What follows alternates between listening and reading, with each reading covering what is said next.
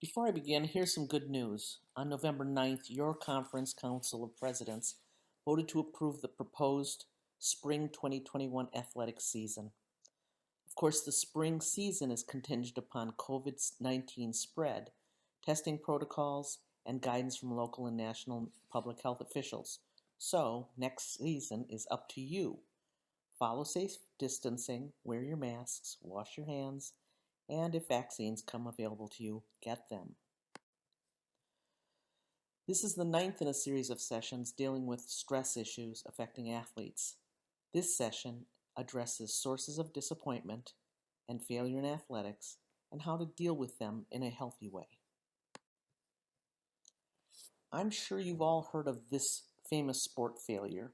Michael Jordan, who became what many call the best basketball player of his time, didn't make his high school basketball team. But that failure didn't stop him from achieving greatness. The story doesn't end there. Even as a professional basketball star, Jordan wasn't perfect. Here's a quote from him. "I have missed more than 9,000 shots in my career. I have lost almost 300 games. On 26 occasions, I have been entrusted to take the game-winning shot, and I missed. I have failed over and over and over again in my life, and that is why I succeed." There are quite a few reasons why we can be disappointed or experience failure in athletics. And clearly, no one likes to lose. The more important the competition, the greater the sense of loss and disappointment. Added to that is if you believe that you might have contributed to the loss, it is even more disappointing. And even if you don't lose, anytime you fail at your performance, it might result in feelings of self-blame and remorse. Some other sources of disappointment or failures include that you're not getting as much playing time as you think you deserve. Maybe your grades are slipping and you lose eligibility to participate. Or you get injured, and the more serious the injury, the greater the disappointment. Another source of disappointment today is dealing with COVID, which can result in cancellation or postponement of competitions. So remember, to avoid infection, remember to practice behaviors that contribute to a healthy immune system.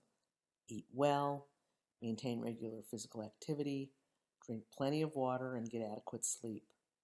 Also remember to follow all of the prevention protocols, mask, hand washing, and safe distancing. And then if you or teammates are infected, follow the quarantine protocol so you don't spread it.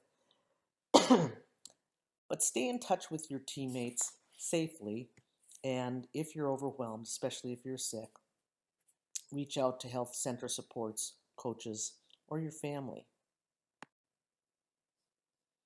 So here's a list of steps that can help you deal with disappointment and turn those disappointments and failures from negatives to positive. And I've drawn this list from several sources that I've included for your reference on the links list for session 9. I'll talk about each step in the following slides. So step 1 is to check your emotions. How do you feel when something doesn't go your way? If you fail, or if you make a mistake, or you have a disappointing loss? It's natural for people to feel anger, embarrassment, sadness, anxiety, and shame, to name a few. So when you experience failure or disappointment, acknowledge your feelings.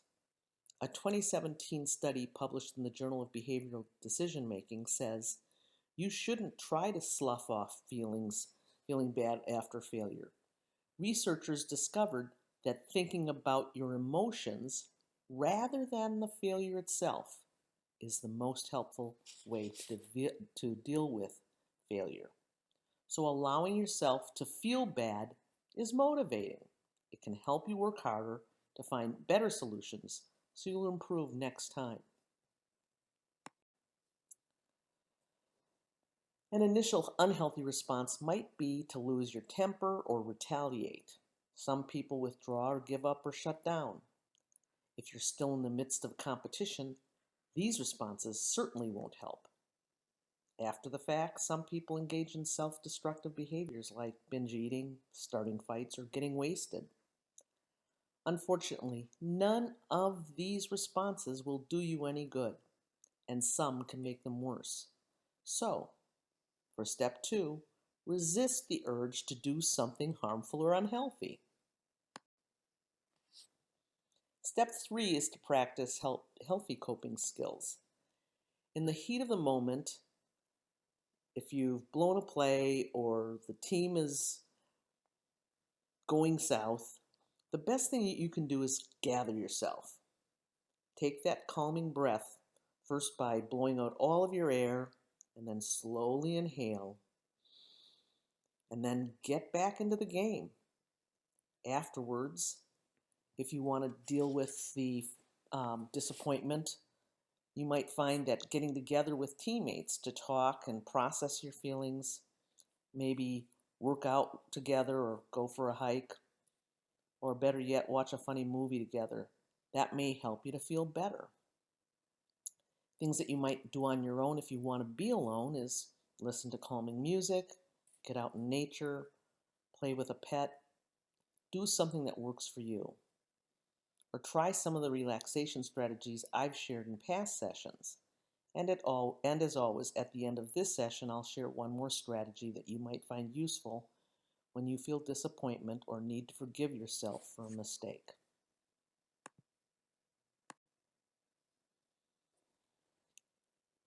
In the aftermath of failure or disappointment, it's important to assess your role in it, whether it's a blown play, a tough loss, poor academic performance, or getting exposed to COVID. So step 4 is assess your responsibility.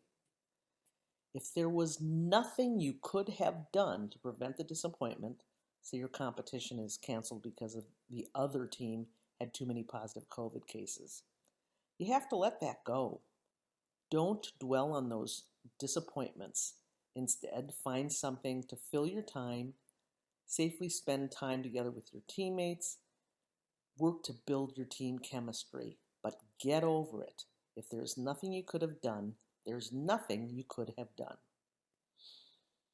If you were at all responsible for the situation, figure out what you did wrong or what you could have done differently. Bad grades, maybe you could have studied more, managed your time better, met with your professor, worked with a tutor.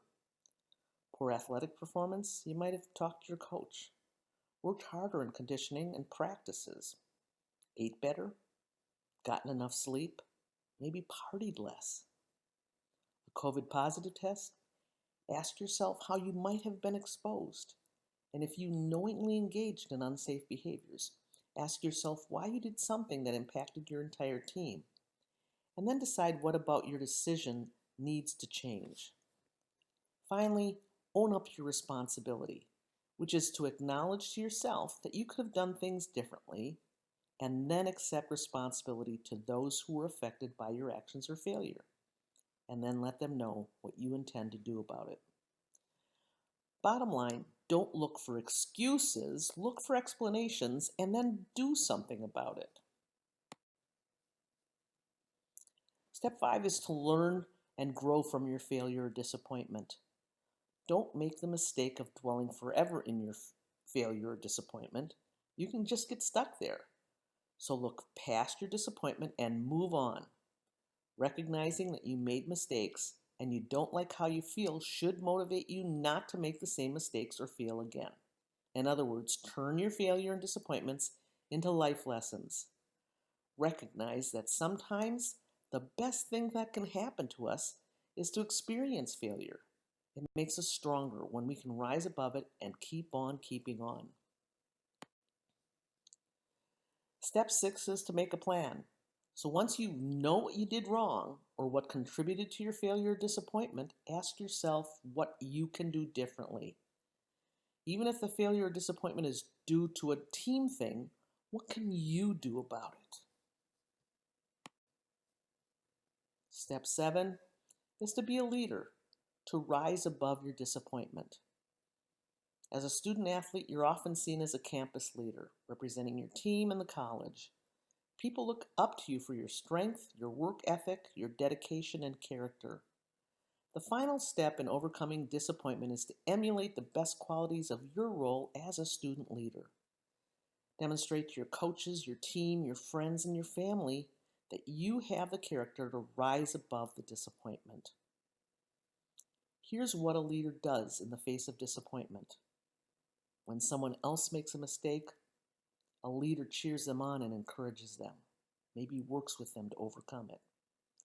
When the team gets down, a leader fires them up and works harder. When a leader makes a mistake, you fix it and show everyone you're not giving up. This week, I'll briefly describe the guided meditation strategy for redefining failure and self-forgiveness. The link to follow it is provided on the Session 9 links page. It's a 7-minute session, so I'm not going to go through it all here. But please do look on that link page if you're interested in practicing it. Anyway, the strategy starts, as always, with a focus on your breathing. And then you're guided to think of the failure or mistake or disappointment that you've experienced. Then you're told to let go of the associated feelings and thoughts. And then you're told to begin to identify personal strengths and values that you can look at to begin to feel better about who you are. And then focus on those things and how they make you feel about yourself. And to hold on to those feelings. Then you're led in creating a new agreement with yourself, repeating statements such as, I accept and honor my mistakes of the past. And I have full trust that I have learned from my mistakes or disappointment. And then once you practice those affirmations a few times, you're led through some more breathing exercises, and then gradually you're brought back to the present time. So this is the last slide. Remember, you can count on failures and disappointments throughout your life. It's what you do in response to those experiences that really matters. So use them on your road to success. Just a reminder that I've created the links list to accompany this presentation. You'll find links to articles that support the suggestions I've made, as well as the 7-minute guided meditation video I described in the last slide. Well, that's it for this week. Until next time, take care.